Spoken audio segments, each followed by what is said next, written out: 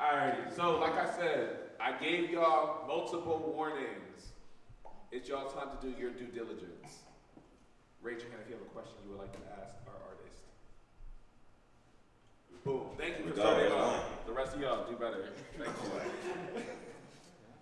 So, in terms of where you recorded the songs, was it like a home studio or was it more of in-studio sessions? So I do what I would call like a skeleton. So normally I already have done all the vocals and the basic idea of the beat, and then we do post-production at my homie Union studio. I mean, we both got home studios, For sure. so we just going from one crib to the other, honestly. Yeah, sure. Yeah. But Keep it cool. Somebody else. Don't make me walk over to you. Oh. No pressure. Okay, he turned my mic off. That was crazy. Okay.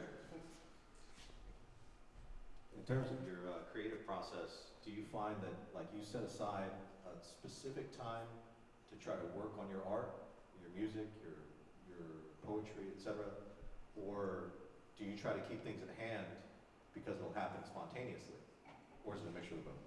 I try to give myself like a safe space for both, because I'm pretty spontaneous, especially with creative shit.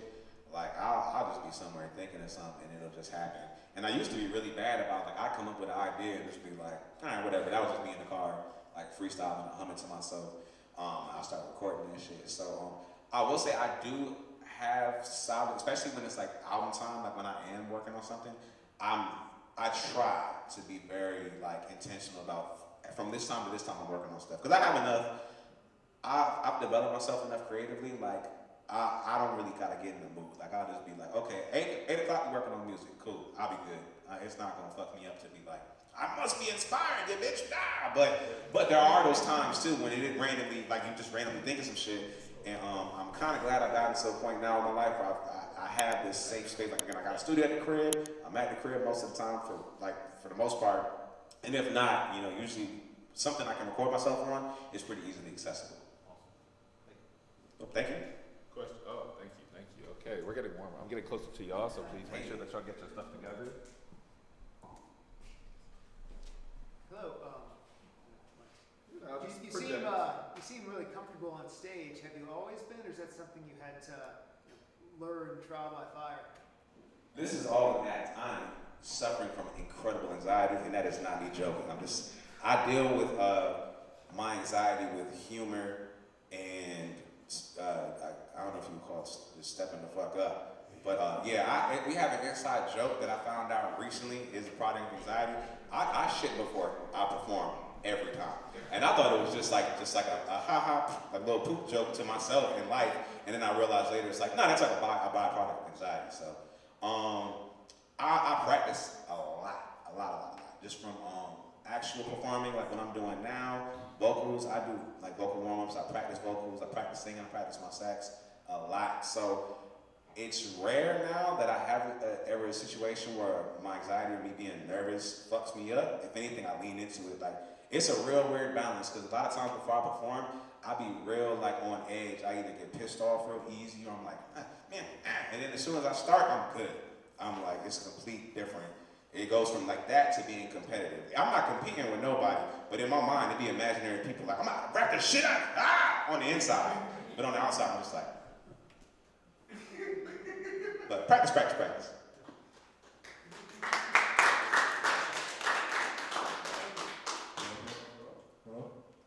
You hear me.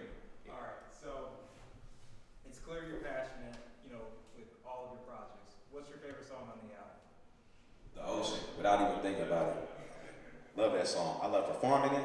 It was one of them things that just came together. Like, especially like once I got past the topic and it was like a musical thing, like, cause that beat is pretty, like what you just heard is pretty much how it started. Like, not too much got added to it. The second part, that's like heavy, like soca, that's mostly Union. Union really, he put his foot on it. That sounds great because of that. But everything else, it's cool when you like kind of have that freedom to just be weird with yourself. Hey, yo. But like dead ass, I was like, yo, this shit is gonna start off with some weird ass sad piano samples, and I'm gonna be singing about this shit. Then we're gonna start dancing.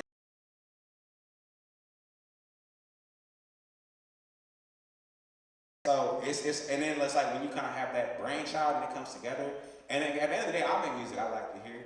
I mean, I'm still cognizant of like what someone might enjoy listening to it, but like I love that fucking song. That's my shit.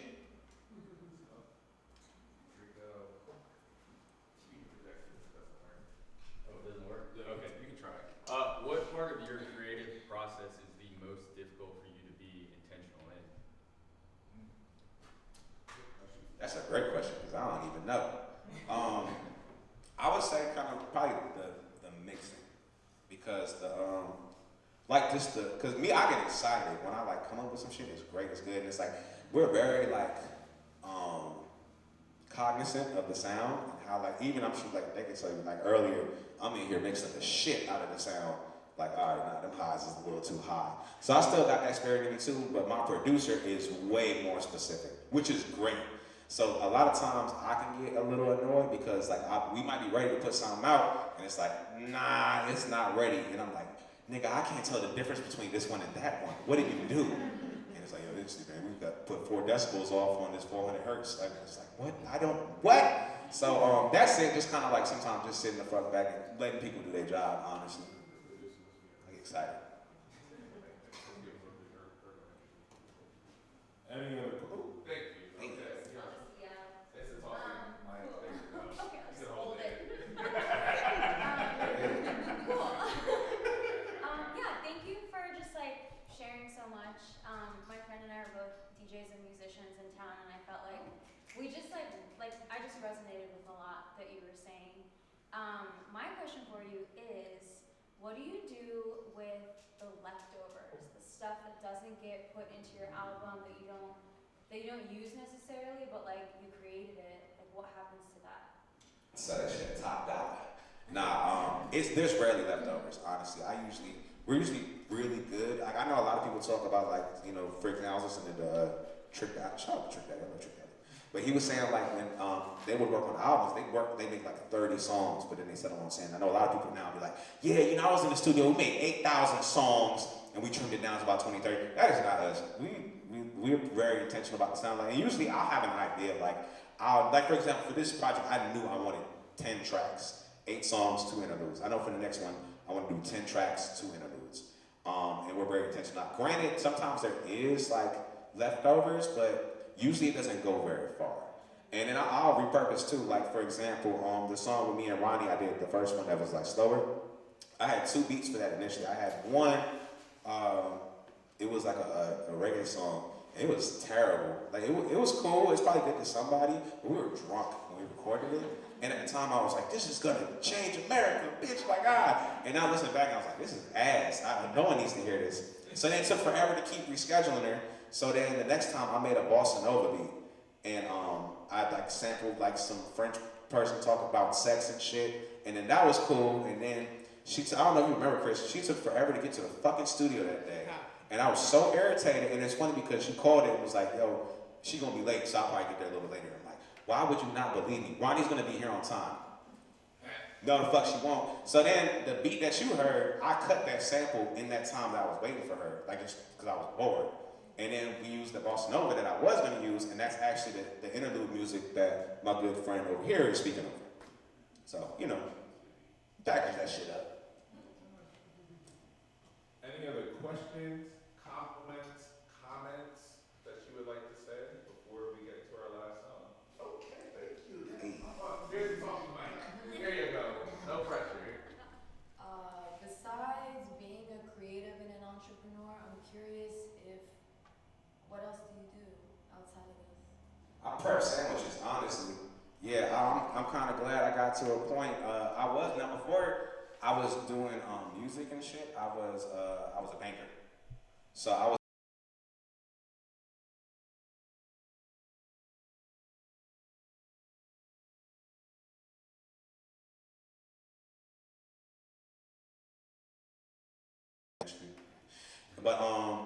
yeah, hello. And so I started working. I was working at Navy Federal for years, but my goal was always to be able to do music full time.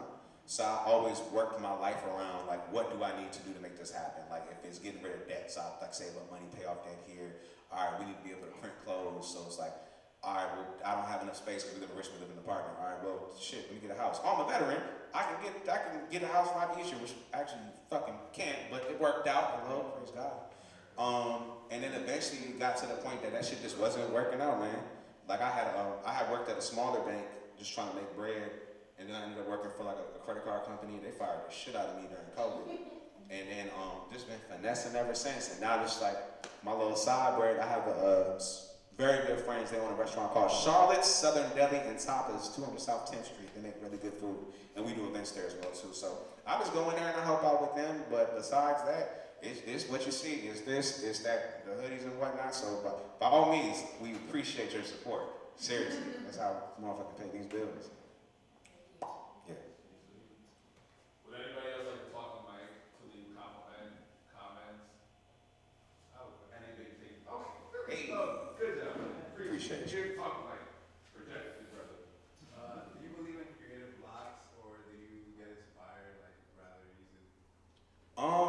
Yeah, so I've definitely had blocks, but I wouldn't even call it blocks. It's more like seasons, cause I have times when that shit is just wrong. Like this project was like that. Like I'm pretty much working on stuff all the time, but like like sometimes I know when it's project worthy and when it's just me flexing or whatever.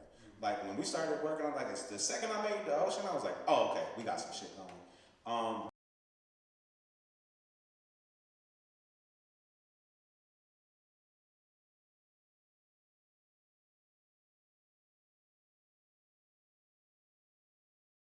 To do that from like even if I'm not feeling creative, like all right, even if I'm just using a muscle, like I want to be able to do that. So I've gotten to a good point where it's like I don't necessarily have to be creative. I can just be like intentional and shit.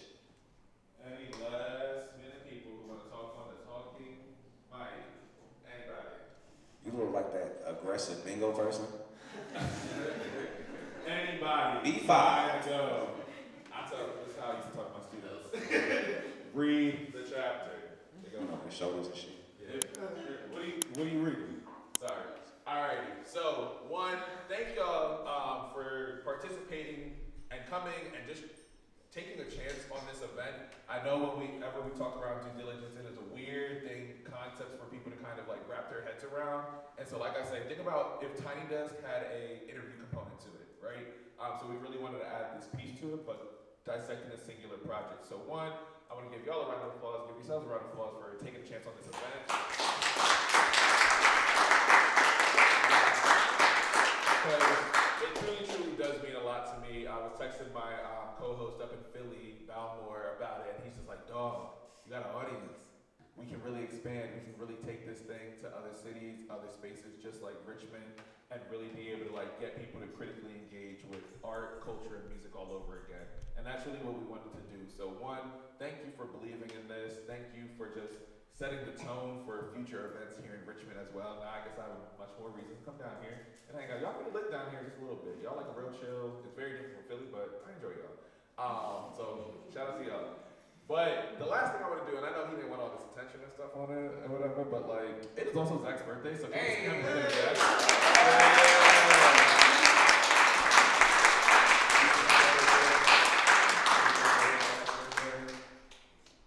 Oh shit, I'll lead y'all. Yeah, I ain't lead. I ain't no. Oh, I thought she was like, you singing the fuck?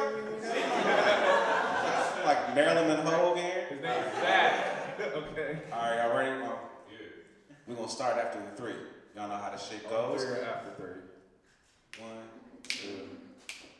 Oh. Like that. Hello? Y'all got it? Everybody good? Yeah. Alright, bet. We're not gonna do a key. We're not gonna do all that shit. Y'all figure it out as we go along. Hello? Everybody ready? Yeah. 1, 2, 3. Happy birthday to you. Happy birthday to you. His name is Zach. Happy birthday, dear Zach. Happy birthday to you. Yeah. Sorry.